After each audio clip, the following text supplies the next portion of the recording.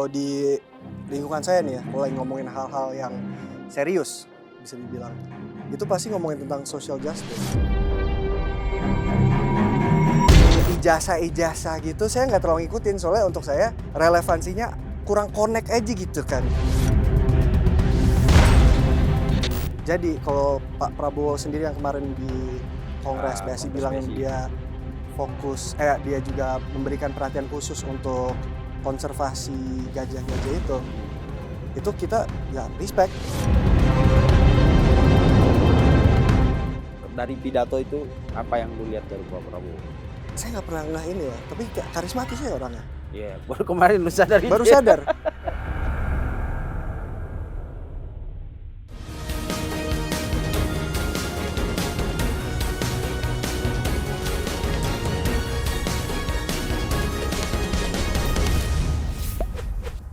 Oke, pemirsa cumi-cumi.com, di depan saya sekarang ada seorang anak muda. Ini generasi kita beda satu generasi ya. Saya di X, beliau di Z. Benar sekali.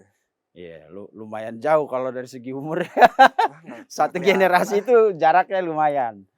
Selama ini kita selalu bicara tentang isu-isu sosial, politik dengan pakar-pakar, profesor, doktor dan lain-lain gitu ya, pejabat-pejabat ada di kursi ini. Tapi hari ini kita mau tahu dulu, kita kan politiknya hingar-bingar sekali gitu. Sementara mungkin tidak semua orang tahu, atau mungkin tahu tapi mengabaikan atau pura-pura tidak tahu, atau memang juga tidak tahu bahwa pendengar kita sekarang itu 60%.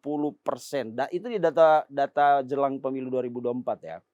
60% partisipan politik Indonesia itu adalah generasi muda.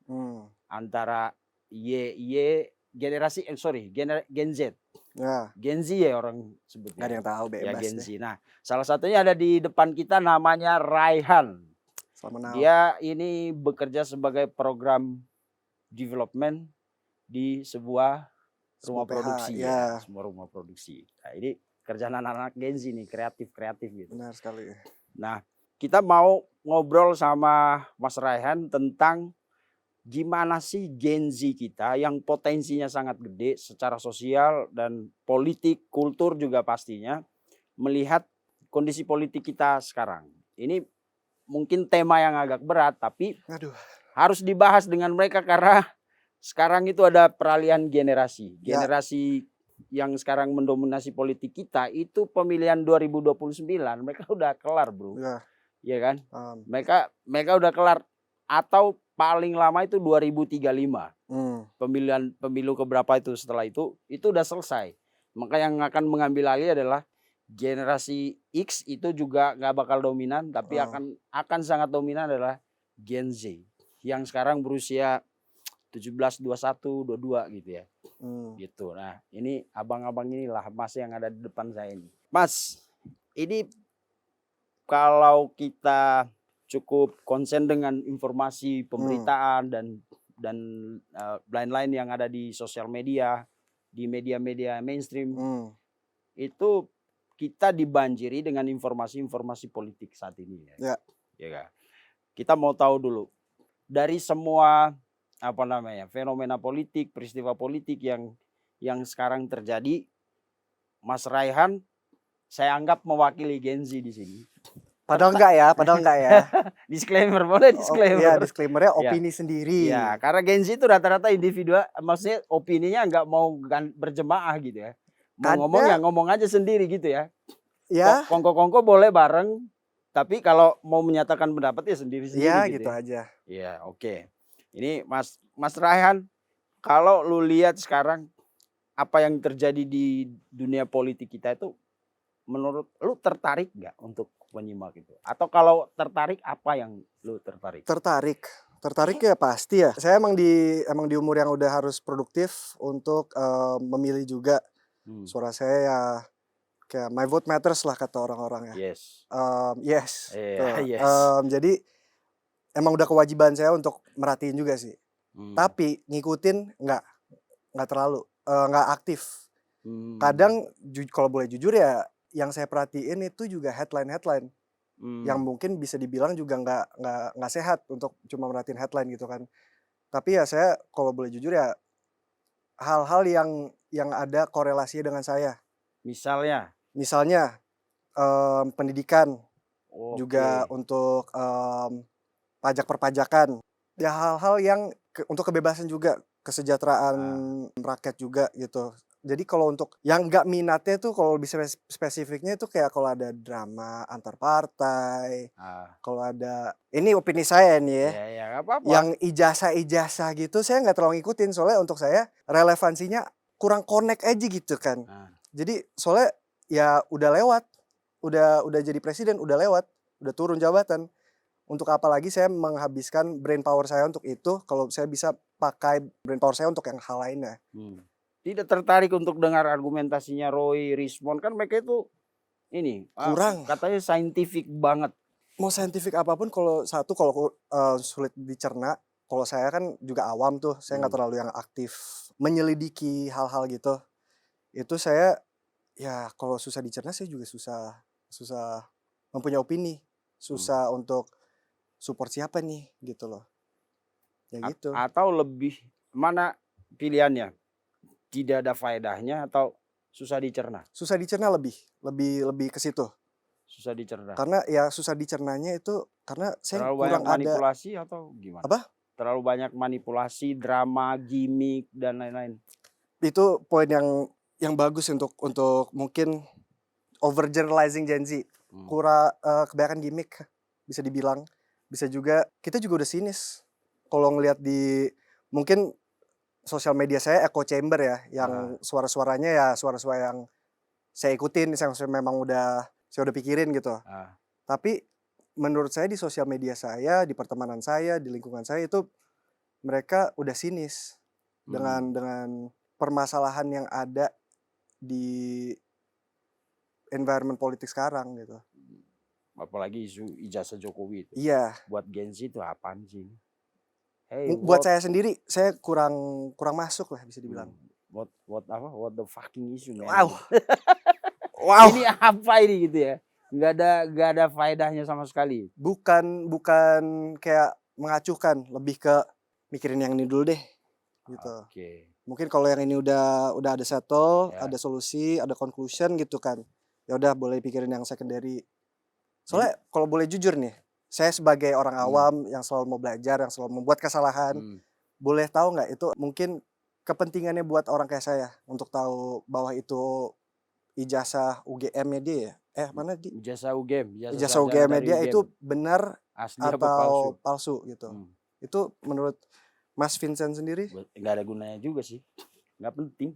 kalau untuk Mas Vincent sendiri pentingnya Tapi apa itu? tapi pentingnya adalah pelajaran untuk kita bahwa lu mempersoalkan sesuatu yang tidak tidak esensial itu sia-sia. Itu yang pertama. Boleh, setuju. Yang kedua, kalau lu mau mempersoalkan sesuatu yang efeknya sangat besar, Mmm, ya kalau bisa harus menyampaikan sesuatu yang benar. Bukan karena oke, kepentingan pribadi, dendam pribadi, atau misi apapun itulah. bisa diikutin, bener. Ya, karena kalau kalau kita lihat kan kalau lu ikutin itu, sebenarnya kalau buat saya itu udah selesai di Barreskrim kemarin. Mmm, Bahkan jauh sebelumnya udah selesai ketika UGM bilang, "Ya ini ijazah asli." asli. Semua orang juga ngomong begitu, tapi orang-orang ini nggak percaya. Jadi, buat saya kemarin isu ijazah Jokowi itu sebenarnya udah selesai ketika Mmm, UGM ngomong. Udahlah ini udah faktanya, lu mau apa lagi? Gitu.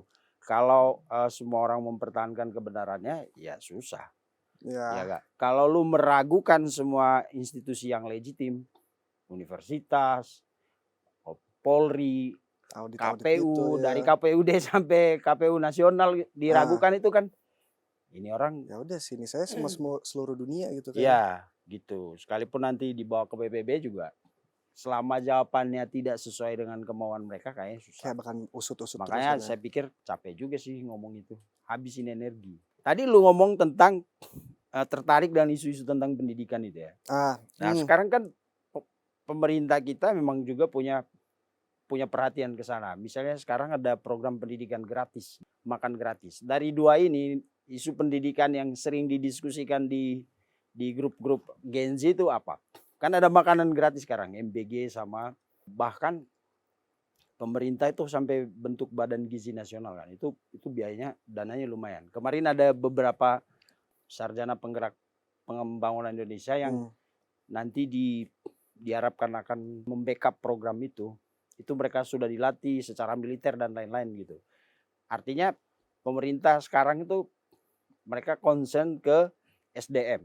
Nah, pemikirannya ya kalau mau SDM bagus ya asupan gizinya harus bagus ya kan.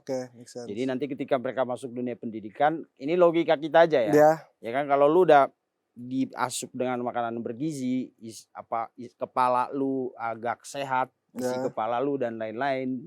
Lalu begitu masuk ke dunia pendidikan bisa yang gratis pula ya kan. Maka Indonesia bisa kita capai salah satunya dengan ini. Nah, kalau di Gen Z itu isu-isu makanan MBG terus pendidikan, isu-isu pendidikan tuh yang sering dibahas apa?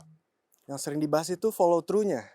Apakah benar ini satu diadakan, dua sebanyak apakah, dan yang ketiga itu apakah ada third party yang bisa ngecek selalu, yang bisa selalu ngecek gitu loh. Itu sih untuk saya sih ya eksekusinya itu apakah benar terjalankan. Kayak ini kan ada pakar-pakar yang kata Mas Vincent juga yang akan mensupport, bisa dibilang itu kenapa nggak dari awal gitu kan, kenapa baru sekarang, bukannya udah lama ini udah jalannya. Lebih ke satu follow through-nya, terus juga untuk edukasi gratis itu udah kewajiban sih sebenarnya sih, apalagi untuk kita sekolah negeri yang kualitasnya orang-orang juga masih mau ke swasta, bahkan mau keluar negeri untuk mendapatkan kualitas edukasi yang bisa memberikan mereka bekal untuk melampaui mediocrity gitu kan ya. Ya kalau kualitasnya ada, kita pasti peduli dan pasti kita support juga gitu loh. Berarti isu pendidikan yang dibicarakan tuh soal kualitas gitu ya. Iya, dan juga ini benar gak sih, Mas Vincent bisa koreksi saya. Salah satu hal yang kabinet sekarang lakukan untuk edukasi itu memotong 8 triliun dari anggaran edukasi nasional. Ya, anggaran pendidikan. Anggaran pendidikan. Itu kalau itu benar untuk efisiensi, apakah benar efisiensinya? Butuh transparansi di situ juga sih. Karena lagi-lagi kita tuh sinis. Apalagi dengan sosial media sekarang yang clickbait negatif mulu. Kan kalau negatif ya pasti kita klik, kalau positif ya bagus deh udah scroll aja. Ya, isu efisiensi itu emang lagi hampir semua lembaga pemerintahan kita dari pendidikan dan lain-lain gitu. Mungkin kan pertimbangannya misalnya kenapa efisiensi? Sebenarnya bukan memotong anggaran pokok kalau saya lihat ya. Tapi untuk mengurangi anggaran-anggaran yang boros misalnya. Ya kan? Terutama di yang seperti yang lu bilang sih, pengawasannya. Misalnya sekarang Kementerian Pendidikan kan mantan ininya kan lagi diserang isu korupsi itu kan. Kerombuk ya. Ya, itu kan. Nah, mungkin itu setelah kan pasti ada lembaga yang mengawasi bagaimana sih pengelolaan keuangan di sebuah lembaga entah kementerian dan lain-lain itu. Lalu mereka lihat ternyata ini pemborosan kalau kayak gini gitu. Jadi efisiensi mungkin juga ya harus diakui keadaan fiskal kita emang lagi lumayan empot-empotan sih. Walaupun menurut Prabowo kemarin kan ada peningkatan di bidang pangan dan lain-lain gitu kan. Tapi secara umum kemarin debat Menteri Sri Mulyani juga dengan anggota-anggota DPR itu. Dari situ aja kan kita bisa membaca bahwa cadangan keuangan kita emang sedang tidak terlalu baik gitu kan. Maka adalah efisiensi itu. Tapi kalau menurut Rehan gitu ya. Bagaimana seharusnya kebijakan fiskal atau keuangan untuk di dunia pendidikan kita? Saya itu gimana ya? Lebih percaya untuk orang-orang yang let's say lebih percaya orang-orang expert deh yang udah mempunyai tanggung jawab. Itu pasti mereka nggak dapat kursi itu dengan cuma-cuma gitu lah. Pasti mereka ada accolade sendiri, ada achievement sendiri. Saya lebih minat ke apakah benar transparan, apakah benar efisien, apakah benar transparan. Jadi lebih itu sih, lebih ke situ fokusnya.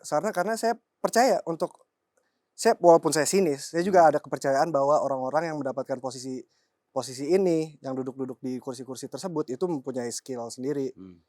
Jadi kalau ditanyain dengan pertanyaan itu saya juga bingung juga Ya. menjawabnya. Kalau menyangkut isu-isu yang merakyat gitu, Ah, tes masuk sekolah-sekolah negeri, mulai dari sekolah dasar sampai perguruan tinggi, ah, rame nggak di gitu? Karena kan isunya sekolah negeri katanya gratis, tapi kepala sekolahnya dibayar. Itu ada faktanya, kepala sekolah hmm, di Depok kalau tidak salah itu sampai sampai masuk kasus pidana itu gara-gara uh, itu kan. Nah, kalau isu-isu seperti itu yang masuk sekolah negeri harus ada orang dalam, terus ada upeti-upeti gitu, jadi perhatian anak-anak kalau lagi diskusi di grup Gen enggak, Z? enggak Enggak ya? soalnya itu ya gimana ya rahasia umum untuk orang-orang yang Hmm, untuk masyarakat pada umumnya sih kalau nggak salah ya. mhm. Jadi untuk apa diomongin lagi karena kalau nggak akan ada ya ya itu kejadian ya udah kayak oh surprise gitu kayak nggak nggak sama sekali. Jadi untuk hal itu tuh kita nggak terlalu membahas Mmm, untuk hal-hal kayak ya harus ada A untuk bisa dapat B. oke. Jadi lebih ke bagaimana dunia pendidikan itu sekolah dasar sampai perguruan tinggi mencetak orang yang benar-benar berkualitas gitu. Iya sih, itu lebih lebih yang kita omongin, bukan berarti Mmm, kita memprioritaskan itu dari atau kita pikir itu tidak penting gitu. iya. Itu lebih yang kita omongin karena itu yang lebih bisa kita mungkin ada impact-nya gitu.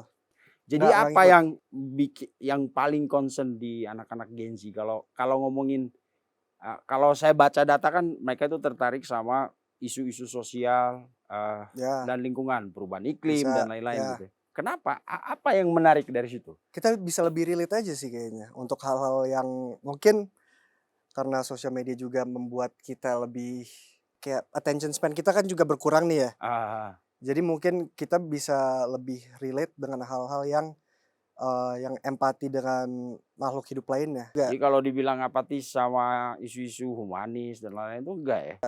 Itu support, itu pasti support, Jadi perang Iran Israel kemarin ngikutin? ngikutin. Apa isu perang Iran Israel itu menarik buat anak-anak Gen Z?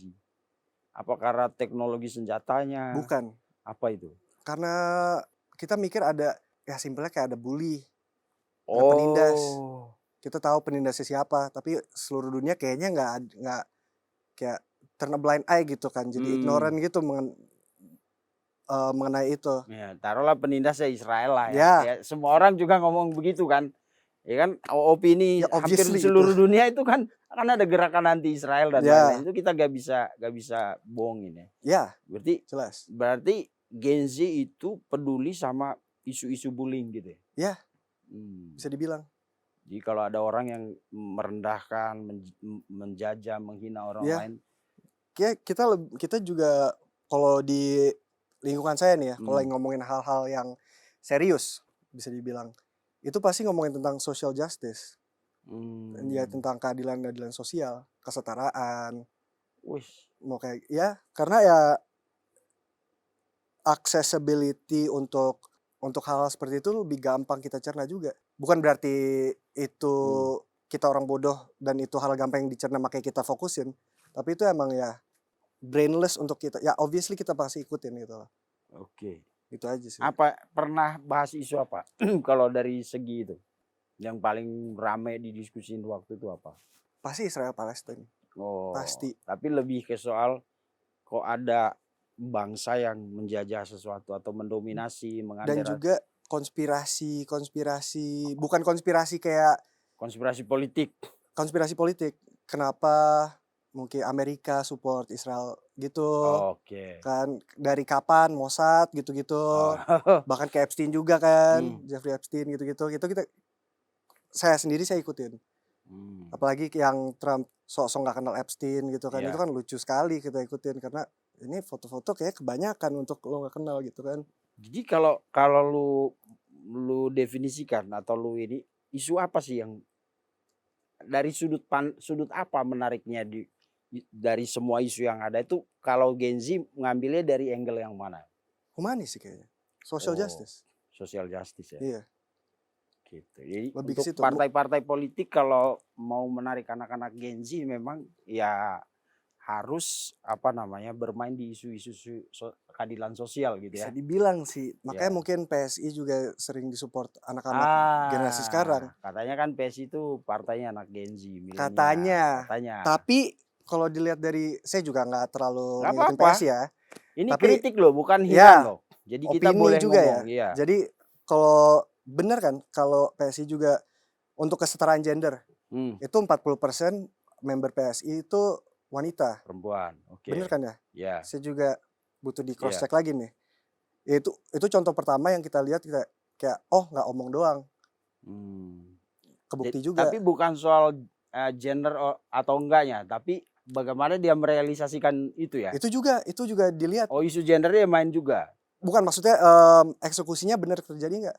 Benar ada follow through nggak gitu? Oke. Kalau ada kayak gitu kan ya nggak bisa bilang Omdo politisi. Jadi tipikal. berarti anak-anak Gen Z nggak terpengaruh sama pamflet, slogan dan lain-lain tuh enggak ya? Data sama eksekusi sih.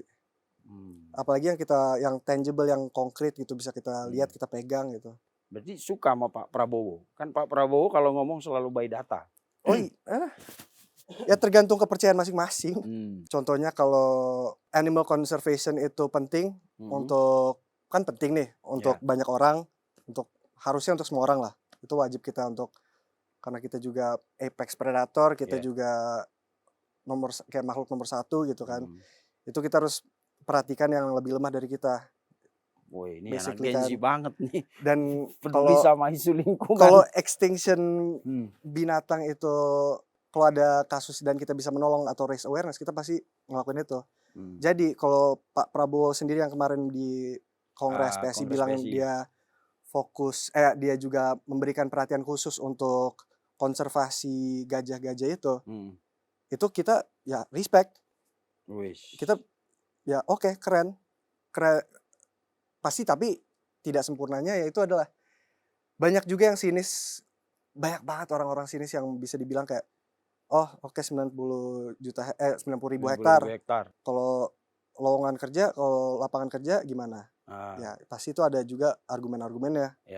Penting juga diutarakan, tapi bisa juga kita celebrate satu hal dulu sebelum pindah ke yang lain juga. Oke.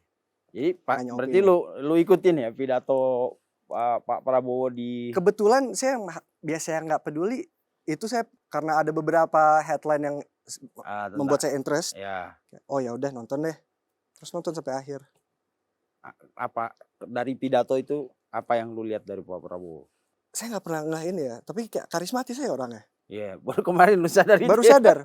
Kayak ya obviously lah, ini orang udah berapa lama warawiri di kancah politik kita gitu. Baru kemarin lu sadar, karismatis juga. Iya, soalnya saya juga ngikutin kayak kalau ada politisi lagi bikin speech gitu kan. Pidato mau itu lokal atau mau itu di domestik atau internasional gitu kan, kayak pasti yang didengerin kayak ini 1 berbobot atau enggak, 2 bisa diikutin apa enggak gitu kan. Kalau Pak Prabowo kemarin di pidato itu bobot nggak berbobotnya saya nggak ikutin. Takut lu. Tapi bisa diikutin. Dari bisa telepon dicerna. ini loh, di telepon. Pokoknya gini Mayor deh. Teddy loh. Pokoknya kalau untuk pidatonya sendiri, first part saya bisa ikutin, lucu, dia juga ngerosting partai-partai gitu. Betul. Tapi yang setengah ke endingnya saya kayak Nah, terlalu berat atau karena? Bukan, karena ada ya omongan yang tentang Indonesia gelap dan kabur aja dulu. Itu saya yang bikin saya kayak nggak salah, tapi kalau benar cuma hoax gitu kan, mana mungkin orang-orang di lingkungan saya ngomongin itu. Kalau cuma untuk propaganda untuk membuat kita terpecah belah gitu. Ya menjatuhkan pemerintah atau mendiskreditkan pemerintah. Karena kita juga udah sinis, kita nggak usah mencoba mendiskreditkan. Hal yang pertama kita lihat pas bangun itu di koran-koran website gitu, kita ngeliat kayak istri Menteri A ke Eropa untuk urusan Indonesia. Kayak kita nggak harus dikasih propaganda untuk mikir kayak sinis deh. Ngapain doi ke Eropa? Kenapa harus istrinya? Kenapa harus istrinya? Apa urusannya? Kan ada sorry, gak ngerti gue. Emang harus bawa istri kalau keluar negeri gitu ya? Ini pikiran anak-anak Gen Z loh. Iya. Artinya ini bisa jadi input feedback buat orang-orang yang merasa yang sekarang siapapun yang sedang mengincar kekuatan Gen Z, entah itu sebagai modal suara. Ini cuma ngomongin, by the way tadi pas ngomongin Pak Prabowo cuma ngomongin itu ya si pidatonya ya, nggak ngomongin yang lain-lainnya. Kalau ditanya dijawab. Tapi Pak Prabowo itu terbuka sama kritik, tapi tidak mentolerir hal-hal yang membuat gaduh itu aja. Makanya di akhir-akhir itu kan dia selalu sebut ngapain kita gontok-gontokan. Karena kalau lu lihat jejak dia sebelum masuk presiden itu kan dia itu oposisi terkuatnya pemerintah. Ya kan? Oposisi terkuatnya Jokowi ya itu Prabowo dulu. Tapi kemudian dia bergabung. Setelah bergabung dia melihat wah ternyata orang ini oke. Nah, akhirnya sampai sekarang mereka itu yang muncul di publik ya yang kita tahu. Kita kan bukan orang dalam juga. Tapi dari pidato-pidato dia bagaimana dia mengapresiasi program Jokowi dan lain-lain, bagaimana dia menghargai ketika Jokowi menarik dia masuk koalisi setelah gontok-gontokan di 2019 tuh ya, dan dia konsen ke situ. Makanya sekarang kalau ngomong tuh lebih ke ayo bangun bersama negara ini, bangsa ini gitu. Ngapain gontok-gontokan? Nah, mungkin isu hal-hal kayak gitu buat anak-anak Gen Z annoying nih, enggak suka enak ya. Kayak ngikutin, tahu lah, bisa dibilang tahu untuk koalisi itu yang beberapa partai masuk udah banyak ya sekarang banyak. Baru ini masuk lagi koalisi jumbo ini katanya. Koalisi apa sih namanya, Indonesia Maju, Indonesia Maju ya. Kalau dia sangat amat, apakah tidak, ini saya nanya Mas Vincent ya sebagai orang awam, sama-sama awam ya tapi kayak Mas Vincent lebih ngikutin lah ya. Kalau ada koalisi tersebut, apakah partai-partai yang lain yang support kabinet itu apakah tidak membuat mereka lebih takut untuk beropini atau mengkritik? Jadi kan Mas Vincent bilang sendiri kalau Pak Prabowo itu menerima kritik. Kalau kritik tersebut, kalau diciptakannya hal-hal yang membuat orang-orang kalau gue kritik gue kehilangan nih, atau ya hal-hal seperti itu kan apakah koalisi itu sebenarnya tidak produktif atau tidak sehat? Kalau untuk polemik politik dan demokrasi, wah berat sekali ya kita ngomongnya. Paling ngerti politik nih gue. Kalau kritik di antara oposisi itu memang kalau etis sih harusnya disampaikan di rapat tertutup kan. Karena kan mereka orang dalam. Masa kritik lu bawa keluar? Kalau menurut saya logikanya gitu ya. Paham. Jadi kalau lu udah, karena di politik itu ketika lu bicara itu cuma ada menurut saya cuma ada dua. Yang pertama, emang lu mau menyampaikan kebenaran atau lu mau menggalang kekuatan. Ya kan? Lu pakai isu ini lu ngomong ke publik. Dan orang politik itu pintar, isu-isu populis itu mereka main. Ya kan? Supaya masyarakat make sense. Akhirnya kayak tertipu gitu maksudnya. Nah, kalau kritik saya kira di rapat-rapat internal koalisi itu ada. Cuma kan ya namanya teman, kalau mau kritik kan harusnya di forum pertemanan dong. Jangan lu ngomong di grup tetangga. Itu sama aja lu ngejual grup kita ya kan. Iya, saya pikir kritik, tapi di luaran sana kan banyak juga kritikus, Rocky Gerung, siapa lagi itu banyak, dan dari era Jokowi kayaknya tidak terlalu, maksudnya orang kritik itu biasa aja. Malah kadang kita itu di Indonesia membedakan kritik sama caci maki itu udah, dan itu disampaikan di ruang publik loh. Iya, presiden dungu, apalah itu banyak banget. Kan hal-hal juga sih. Diksinya aja udah nggak ada filter ya kalau saya lihat tuh. Lihat diskusi-diskusi di TV itu kalau ngomong udah gila-gilaan. Tapi ya mungkin saya nggak tahu ya, Pak Prabowo ngikutin jejak Pak Jokowi. Jadi dia juga nggak peduli sama isu-isu yang lagi rame sekarang. Dia fokus ke program-program dia. Makanya kemarin pas ada orang-orang SPPI ke sini, saya kaget juga. Kan kita taunya makanan bergizi itu ya ada dapur, terus bagian makanan. Ternyata di belakang itu bos, mereka udah siapkan generasi yang akan membackup program itu. Dan bukan cuma menyiapkan makanannya, tapi membantu meningkatkan produktivitas petani, nelayan gitu. Itu SPPI itu. Makanya saya kagum banget kemarin ada 2. Ya, tapi balik lagi mudah-mudahan eksekusinya bagus. Itu kan. Eksekusi sih Indonesia jago ya. Ah, Ini opini Gen Z, opini saya, Ah. bukan opini si Gen Z deh. ya. Indonesia itu sangat amat, contoh deh, jalanan Ah. atau taman. Kita eksekusinya oke, cantik, tapi bisa dijaga apa enggak? Oh, Sustainable apa enggak? oke. Itu sih.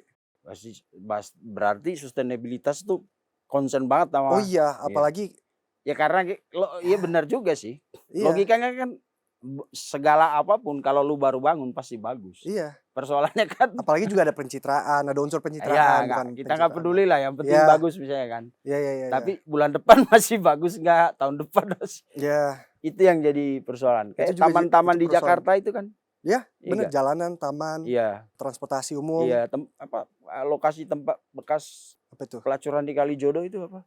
Kalijodo ya? Kurang tahu Ya gitu. kan ada taman dulu situ kan. Oh, Setelah itu digusur Kalijodo lokalisasi itu, Kurang lalu tahu ya. dibangun taman rakyat atau apa gitu. kurang tahu. Coba gitu. sekarang ke sana Mas bagus. Atau yang di Jakarta ada taman skateboard, Iya. taman apa lagi itu. Itu banyak sekali. IKN Ya. juga, IKN menarik gak di IKN Gen Z? Di Gen Z apa? menarik, menarik? apalagi juga saya nih kalau ngeliat di Instagram nih ya. Hmm, Itu di story Instagram saya tuh kalau lihat punya teman-teman saya, hmm. ada beberapa teman saya yang di IKN yang Oh, ya? seumuran saya atau lebih rendah dari saya, lebih muda dari saya. Itu mereka mengambil opportunity untuk bekerja di sana atau mengambil opportunity untuk membuka pekerjaan di sana. Hah. Dan itu menurut saya interesting juga. Soalnya nggak tahu kalau untuk umuran saya itu Nah. bisa mengakses hal-hal kayak gitu. Bisa ke sana Oke. untuk membuka peluang untuk bekerja gitu. Hmm. Interesting aja sih. Diskusinya kemana? Lebih kepada IKN itu sebagai peluang atau idenya, gagasan apa? Kan itu awalnya untuk membagi beban Ya, konsentrasi penduduk, ekonomi dan Kekayaan, lain-lain iya, itu iya. kan untuk keluar Pulau Jawa. Heeh. Yang menarik diskusinya apa? Untuk saya Peluangnya sih atau idenya. idenya? Untuk saya sendiri ya, Ah, eksekusi dan realisasinya nanti deh. ah. Untuk saya mikirnya idenya bagus. Idenya saya bisa support.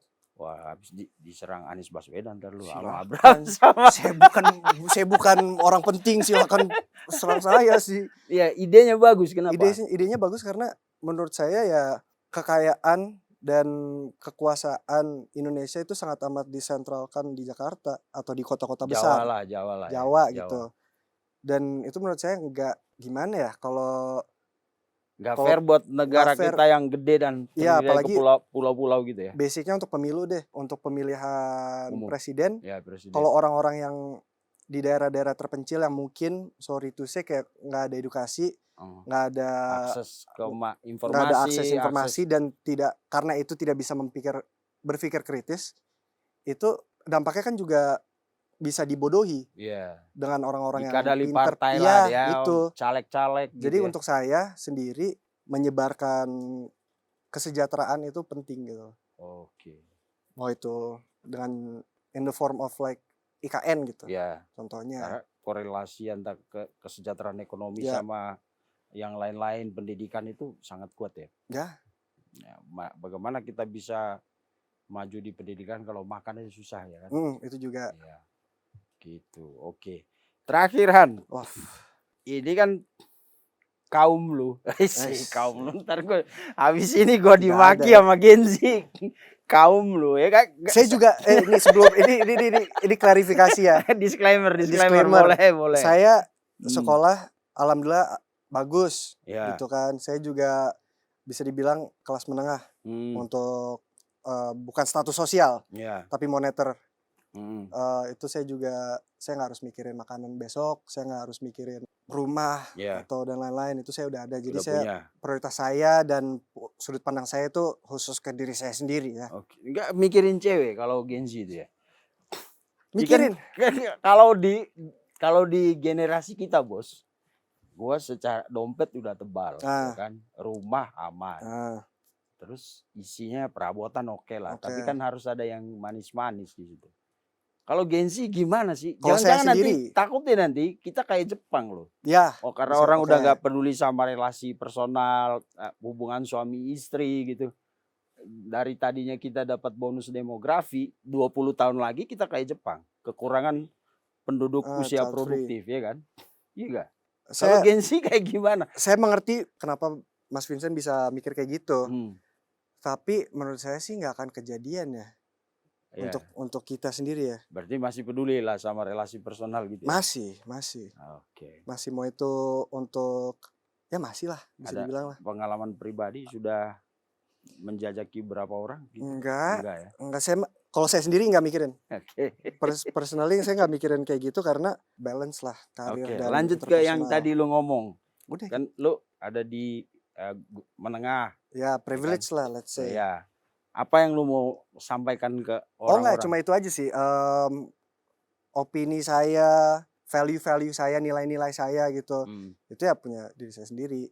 Mungkin nggak merepresentasikan banyak Gen Z di luar sana. Mungkin ada yang masih kesusahan cari makan atau masih kesusahan untuk mencari edukasi yang bagus, atau mereka ya banyak lah yang berbeda-beda kan ya. Tapi untuk saya sendiri sih social justice itu penting untuk saya.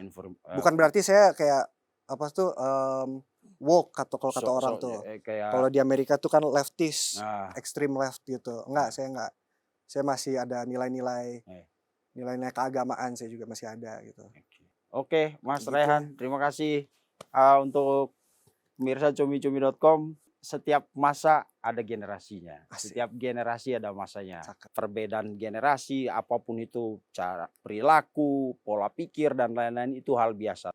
Dan seorang ahli mengatakan apapun generasinya selalu akan terkait. Kita harus akui bahwa 10 tahun lagi yang akan mendominasi lingkungan kehidupan kita adalah teman-teman Gen Z. Mudah-mudahan pemerintah menyadari itu. Jadi kalau kita mau ngomong tentang Indonesia Emas 2045, maka yang harus banyak diperhatikan adalah pembangunan manusia terutama di Gen Z. Jangan lupa tariklah mereka untuk terlibat di kehidupan sosial dan politik karena mereka yang akan menentukan masa depan bangsa ini. Terima kasih Rehan. Terima kasih Mas Vincent. Sampai jumpa di episode selanjutnya. Terima kasih sudah menonton. Jangan lupa like, komen, share, dan subscribe video cumi-cumi.com.